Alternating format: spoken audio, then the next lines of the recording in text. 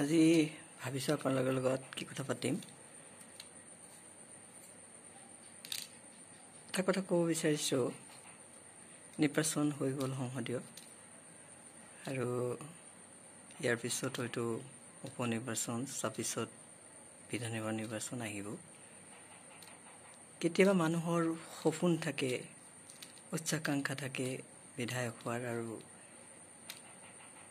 কাৰোবাৰ ডক্টৰ, কাৰোবাৰ ইঞ্জিনিয়াৰ, কাৰোবাৰ MLA হোৱাৰ সপোন থাকে, আৰু সেইমতে মানুহে নিজক সেই পথৰে ব্যস্ত কৰি বা সেই পথৰে তেওঁক নিজকে আগুৱাই নিয়ে। আৰু ঠিক তেনেকৈ ৰাজনীতিৰ পথাৰতো দেখা যায়, কেতিয়াবা আমি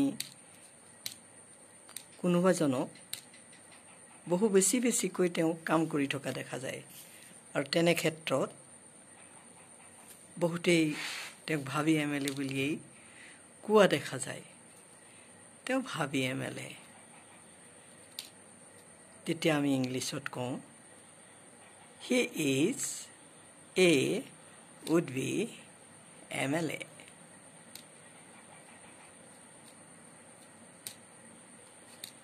এগৰাকী সুন্দৰী কন্যা গৈ আছে এজনৰ লগত, হয়তো কোনোবাই দূৰৰ পৰা দেখি ইজনে সিজনক সুধিছে, how is she related to him? তেওঁৰ কি লাগে?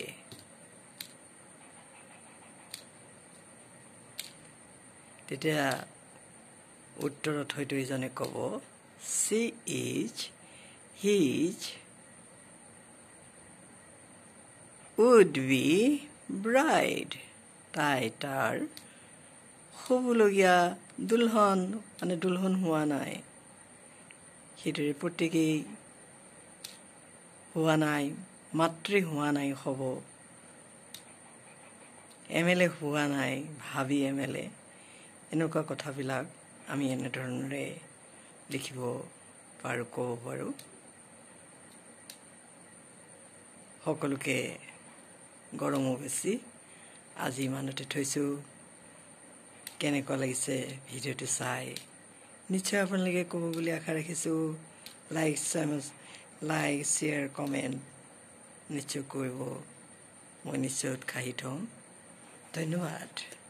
শুভৰাত্ৰি।